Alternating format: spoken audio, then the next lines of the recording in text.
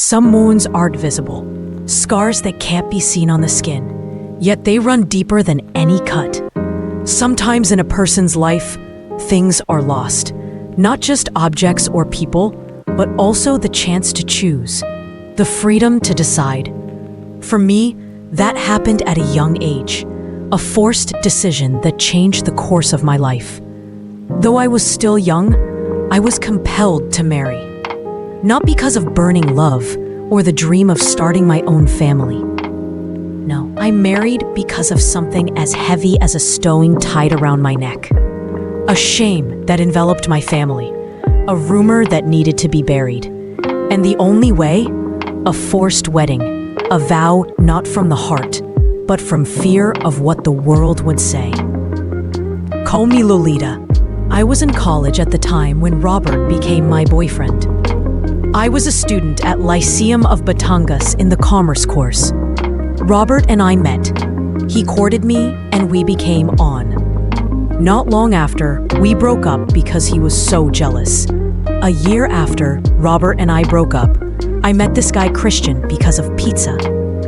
Not to be arrogant that I was pretty that many people were trying to court me. Christian courted me for almost 2 months and I said yes. He would pick me up from home and school every day because we went to the same school. Christian often visited from our house, so I became the target of gossip from our neighbors. My mother was told that I would get pregnant because a man always came to the house. My mother was said to be a neglectful mother, so I became flirtatious until this issue reached my father, who in turn got angry with his sister. In my mother's anger, she answered the false accusation against our family, one of which was my father's sister, who was number one in the slanderer, and Aunt Sol was good at ruining my mother's life. One day, my mother could no longer bear to answer their frequent mouths. You gossipers! May the day never come when what you say will come back to haunt you. May the Lord God forgive you. My mother's blood boiled. It didn't take long either. That bad karma eventually hit their children. Their daughters got pregnant, and their son impregnated some ladies. My mother was right when she said that whatever bad things they say with their mouths will come back to them. I was only 18 years old when Christian kidnapped me. In fact, I was already breaking up with him because I wanted to focus on my studies. It really got to the point that my parents sent me to Manila just to get me away from Christian. And I was really planning to get a job because I had already applied to the Shakey's company. He couldn't stop me because he was very interested and liked me. It's not to brag. I'm beautiful and Christian is handsome and has a muscular body. Due to my father's annoyance, he sent me home so I could continue my studies. I was a fourth-year student, and I would graduate in just 1 semester. After my school class, I was far from the gate and was about to board a trip to the old market in Batangas. Unexpectedly, a white L300 van ambushed me and kidnapped me. When I got into the van, I saw Christian and Alan, and I tried to get out of the vehicle. Christian, stop the car! I'm going home. Stop bothering me. I don't want you anymore. Please let me go, I said, begging. Lolita, I love you so much. Please, I need you in my life. Don't throw someone away when we get into a relationship, he pleaded. Please, Christian, I don't want any trouble. Let me out of the car. My angry tone from him. Alan, don't stop the car. Take it straight to your rest house. Lolita, I won't stop until you're not mine. His harsh tone. I couldn't do anything but cry out of frustration. It was getting dark, and I thought about my mother and grandmother who were at home. Worried, I tried to find a way to escape, but I failed. The door was locked, and the windows had grills. Christian was just bringing me food and supplies so I could survive. One day my mother called Christian, and he tried to deny that he was no longer with me. My mother was so worried that she threatened him that if he didn't let me out, she would file a case against him in Batangas and Bowen police, and report him to the radio stations where our relative worked here in Batangas. Christian was scared and took me home to my parents' house so he wouldn't be charged with kidnapping. Because of my grandmother's shame in the neighborhood, whether something happened or not, as long as you were asleep with the man and it took you home. My mother called Christian's family to talk about what happened. When I got home, I met my grandmother crying. "What have I done to you, my grandchildren? Why are you doing this to me? Why did you do this to our family, Lolita?" My crying grandmother said, "Grandma, I don't like what happened. In fact, I'm breaking up with that man." My crying words to Grandma, "Lolita, whether you like it or not, I'll marry you to that man just to hold you accountable," said by my grandmother while sobbing. I heard my mother and father talking to let her know that I had returned home. My father was very angry because he said I had caused a shame that I didn't want to. And he didn't want me to get married because I was still young. Out of anger and resentment, he didn't talk to my mother and didn't send money to our family. I could do nothing because of the shame that befell me and our entire family. One day, our families held a meeting to decide on the date and month to prepare for the wedding at home and at the restaurant. The next morning, we arranged our wedding papers at the church.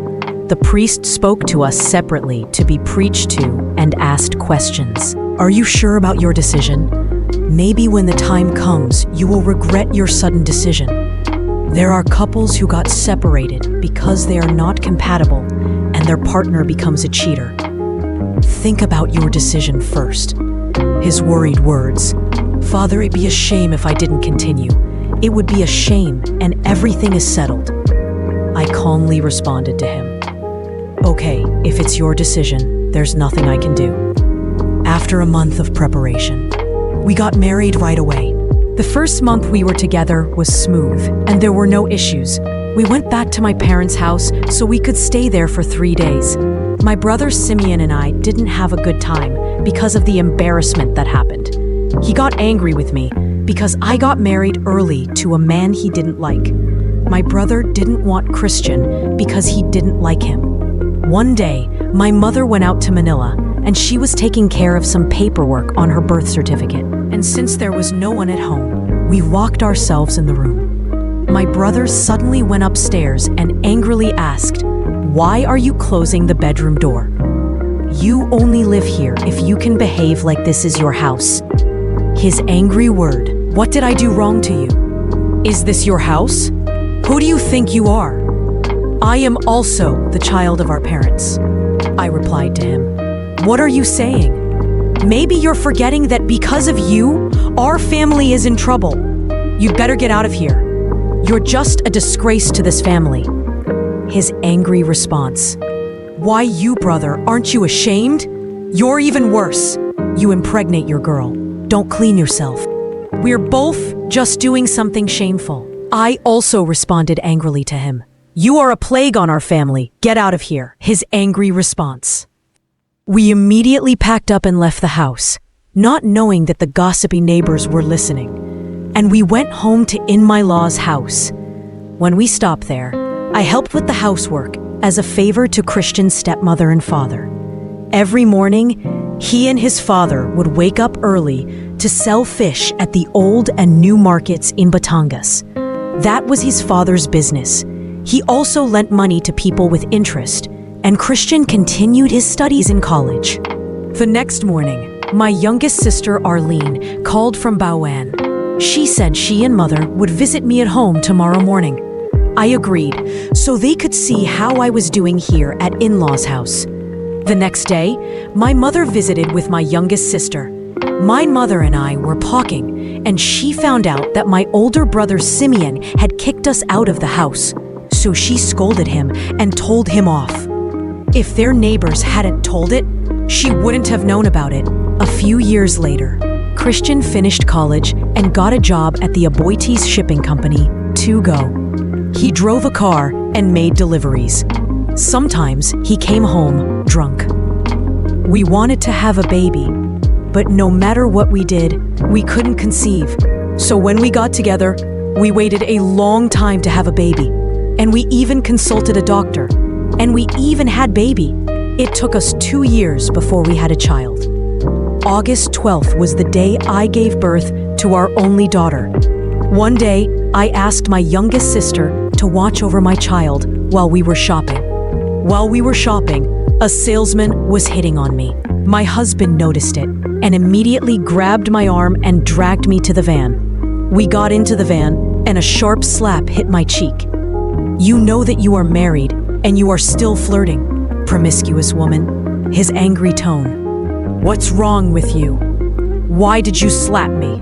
You have nothing to be jealous of, and you have no right to tell that I'm promiscuous, because it's not my job to flirt.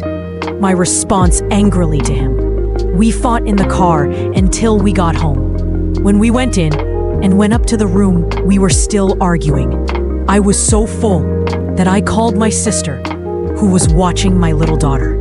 Arlene, let's get up, put on some clothes in the bag, and we'll go home to our parents. I told her while I was crying, okay, sister, you pack and I'll take care of the baby. When we came down the stairs from the room, an air gun was pointed at us, and he threatened us. Try to get out of this room. No one will get out alive. His slurred words. Christian's face was red with anger. My sister and I were scared, so we went back upstairs. My husband was trying to coax me, and he was apologizing to me. Lolita, forgive me for what I did. Don't leave me. I promise I'll change. I won't hurt you anymore. His pleading voice, I haven't spoken to him for a few days because of the threats he made against my sister and I. Over the years, our daughter has grown up and is about to enter elementary school. I signed her up for a private school here, near with us. As the child grew up, the cost of her education also increased. So I decided to work abroad to finance our daughter's education. At first, Christian did not agree because he said he had a job and could support our family. For me, his income was not enough because our expenses for sending our daughter to school were increasing. I have dreams for my daughter, unlike Christian, who is happy-go-lucky and content with his small salary. One time, his sister offered him to work abroad, and they would cover the expenses for the papers. They gave it to him, but what he did was just drink with his colleagues. One day I fixed with my passport and other requirements to Dubai, and I borrowed money from my sister-in-law for my show money, and I would pay it back with my first salary. After I finished all my requirements and had a flight schedule, I bought a new suitcase for my personal use, accompanied with my husband and youngest sister at SM. The day I leave our country is already I feel sad and will be away from my family and my child. Even though it is against my will, it is necessary for my child's future. As I check in at the airport, I feel sorry for my child's constant crying. Mommy, don't leave here, just stay here, my daughter said in tears. I kissed her on the cheek and then turned my back and go inside to check in. When I entered the waiting area, I cried from sadness at being away from my child. I had no other choice. I had to do it. Just a few moments later, all the passengers of Dubai Emirates plane are called that we could now enter the plane. When I sat down inside the plane, the flight stewards reminded us after they explained. I went to sleep. My trip was still a long one. I had been on the plane for 8 hours. There was no stopover. It was directly to Dubai, and the plane I boarded on was Emirates. When I got off, my cousin, Aunt Esmeralda, picked me up at the airport to take me to her apartment where she was staying. Thank you, Sister Esmeralda. Once I've sorted out the situation, I'll look for a permanent place to stay, I said. No problem, Lolita. It's like we're not family. Since you're here, you can stay here for a while. When do your work starts? Next week, I'll start at the rich people's clothing shop. After a week of rest, I went in early because it was my first day at work. One day, I was alone in the shop, and my colleagues were on a break. A local came into our shop. She was pregnant. I felt sorry for her, so I made her sit down and gave her water. When she was able to rest, she went to buy clothes. I was surprised because she bought the entire contents of our shop. The goods were sold out. My sales were great. It reached 2 million pesos to our money. The owner of the shop came in exactly the same day. She was surprised, and the goods were sold out.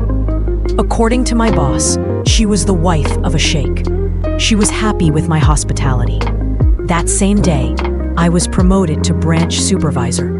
So that day, I immediately became a branch supervisor. My work colleagues and board mates were bored, so we decided to go to the beach. The place we chose was Al Mamzar Beach, between Dubai and Sharjah. Of course, we took pictures on the beach. My coworker Max was next to me while they're taking photos for our souvenirs. We all had a great time, and because the next few days, we were back to reality and work. Facebook wasn't trending at the time, so I happily posted about our beach outing. While on break, I hung out in the pantry and thought about calling the Philippines to see how my family and daughter were doing, because I miss them so much. My drunk husband answered my call. "Lolita, who's that guy next to you? Is that your boyfriend? You're not satisfied anymore.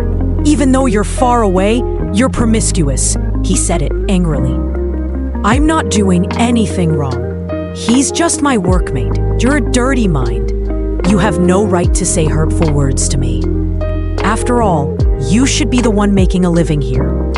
In abroad, you didn't think that I'm suffering here in Dubai, walking in hot temperatures almost every day and getting nosebleeds just to earn a living, to give our daughter a good life.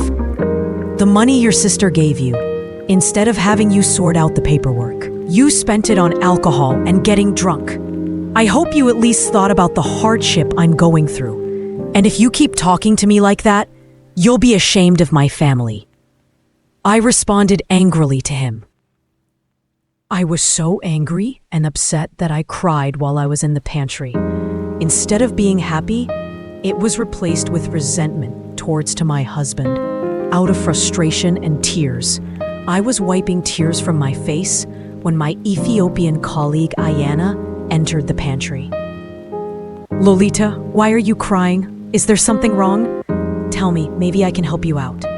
Her worrying question. "No, my dear, I just missed my daughter who's in the Philippines. That's why I got emotional." I didn't tell the truth because I didn't want my personal problems to get involved in my work.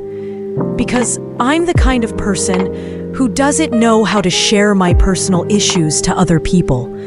My personal problems are outside of work. After my break, I went back to my place to work. At that moment, I felt bad because of the hurtful words I received from my husband. But I forced myself to put it aside so that I could focus on working.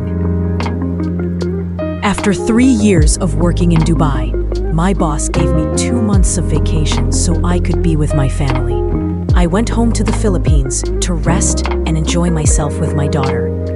When I return home, I give a pasalubong to my siblings, sisters-in-law, mother, and to my family. Their faces show the joy and excitement of my return. I took a break first, and because I was new to the climate here in the Philippines, I got sick, and I was also adjusting my sleep schedule. When Christian was at work, I asked my mother if he was paying all of his household expenses and for her personal expenses. Yes, he gives expenses, but I didn't know you were sending me money for my personal expenses. It says, he only gives you money for household expenses. Where does he take the money I give him for expenses? I asked myself. I got angry because the money I was sending for mother's expenses was not being given. I found out that he had taken a motorbike without my knowledge, knowing that the money I was sending was going there. The worst part was that he often had drinks in the hut behind our house with his workmates. What was even worse was that my daughter told that he was dating another woman, and they were even swimming at a pool resort. What's worse is that he drove drunk when they went out to eat with my daughter. Then, one time, he was buying frozen food while drunk. Another time, he drove drunk with our daughter that the traffic enforcer almost caught him if my daughter hadn't pretended to have a stomachache. What's worse is that when he couldn't stop driving drunk and took our daughter with him, what my mother did was block him in the middle of the garage, which almost the car overturned. Then when I checked my daughter's tuition fee receipts, he didn't pay it in full and made the payment partial or monthly. I was angry at what I found out and discovered while I was working hard and struggling at work. My mind went blank with anger. When my husband came home from work, he came into our room. I confronted him about where the money go. Where did you take the money? And who told you to get a motorbike in installments without my knowledge? And where did mom's expenses go? And what made you think of taking our daughter with you while you were driving drunk? In case something happened to my daughter, I will strangle you. And what did you do while I'm working hard to work abroad? And then you do this to me? You even got a woman while I'm working hard at work. You have the audacity to shame me. And then you have a nerve to show your woman front of our daughter? You are so furious with me. And you are doubting that I'm going out with other man? That's what you did, I said angrily. When I needed you, where were you? I hoped you'd spare a thought for me, but all you did was chase after other men. He answered furiously. Do you have proof? Where is your evidence? Show it to me. It's your habit to womanize. Instead of improving your life, you are dragging yourself down even more. Back then, you should have thought about finding a work from abroad for our daughter, and I wouldn't be far away. But what did you do? You are shameless. You thought of nothing but yourself. You are so selfish. I was so angry and upset that I hit him with a pillow. And I left the room and went to the terrace to calm myself down. My mother approached me. I hugged her because I was upset. Mom, I can't take it anymore. I really want to leave that idiot behind. He's never changed, I said tearfully. I was so angry that I slept in my mother's room. I breathed a sigh of relief when my mother and I left Manila, taking Arlene and my daughter with me. One day I couldn't see my annoying husband. I went for a checkup in Manila because my stomach often hurt. Before I returned to Dubai, I couldn't take care of it because I would be busy with work. We immediately went to the clinic of our family doctor, Dr. Mendiola. When I was examined, she found PCOS in my ovary. She said it could be easily removed as long as I took the medicine correctly. She said I should come back after a month to have my entire uterus cleared.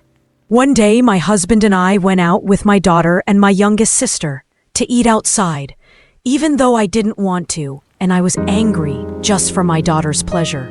While he was driving, he was trying to convince me to get pregnant, but I refused, and all I was thinking about was the future of our daughter. I didn't do anything about it because I was angry and resentful towards him. Baby, don't go to abroad. I want to have a son. He said, are you thinking that we can't understand each other about expenses and schooling? What you earn would be enough if you voluntarily went abroad and I stayed here. My annoyed response. I have a job. I can support our family.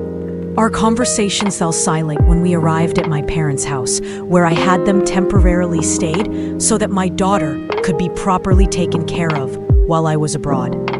We got out of the car, and my husband and I went into the room to put our personal belongings, and my sister brought the food to the table. One night, my husband came home drunk, and I was in my sister's room, sleeping next to my daughter and Arlene. He suddenly entered the room and carried our daughter to our room. Then he was going to carry me when I woke up. He forced me to sleep in the room, and we were next to each other. I didn't agree to his wanting to have sex with me because I knew his plan, and I was still taking my medicine for my ovary. He dragged me around the room while I was kicking him, and just laughed at me. How stupid. You even had the nerve to laugh. You're crazy. Let me and our daughter go. You're a demon. My mother woke up from her sleep. Christian, just go to bed. Stop pushing Lolita. You both should be embarrassed. It's already dawn. Christian, you're drunk. Go to your room and sleep it off. We'll talk tomorrow when you're sober. The next morning, my mother called my husband's family to end all the problems between us. Both sides tried to fix us, but when I spoke in front of everyone and I told them all the nonsense he had been doing while I was abroad, I loved your brother and son, but he always made me doubt that I was hitting some men in abroad. I tried to be a good wife to him and tried to fix our marriage, but he was the one who made a way for me to push myself away from him. It would be better if we just separated so that we wouldn't always fight, and for my peace of mind. They talked to their son and brother and preached about it, but I no longer agreed to our relationship will be fixed. There was no hope of saving it. It's the day of my departure. I'm going back to Dubai for work and save money, and to start a new life. Even though my family is broken, I will try to raise my daughter alone, without any of Christian's family support.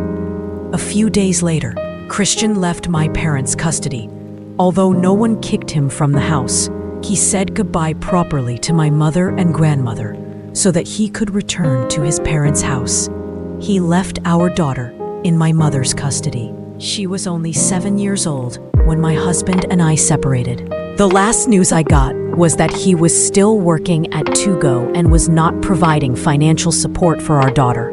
I no longer expected him to give my daughter money because of his drinking and taking a woman home.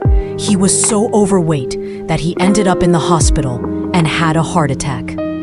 Right now, I'm here in the Philippines, unemployed and helping my parents with the housework. My father and older brother Simeon and I are trying to reconcile, and my youngest sister Arlene got married and having a good relationship with her husband. My daughter will soon graduate from college with a multimedia arts degree, and I take care of animals and feed stray cats in our house.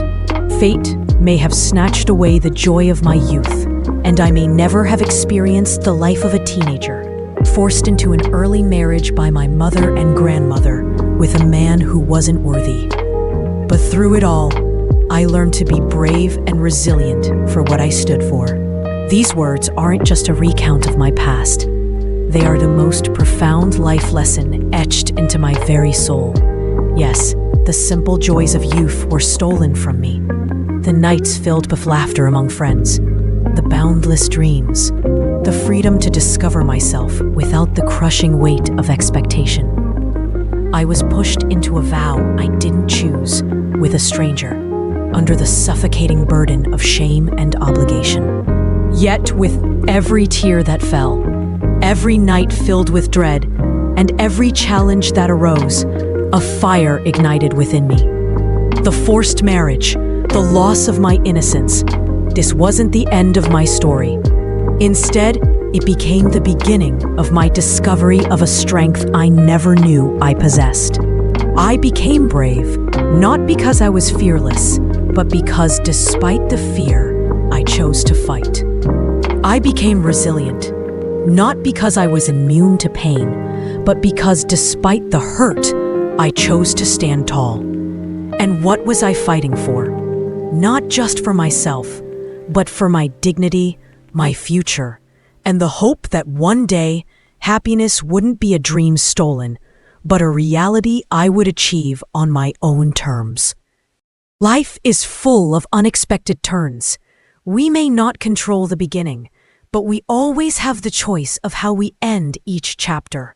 And in my story, a forced beginning paved the way for a powerful lesson in resilience and hope. Thank you for listening to my story and for allowing me to share these reflections with you. If this resonated with you, please give this video a thumbs up, share it with a friend who might need to hear it, and don't forget to subscribe for more.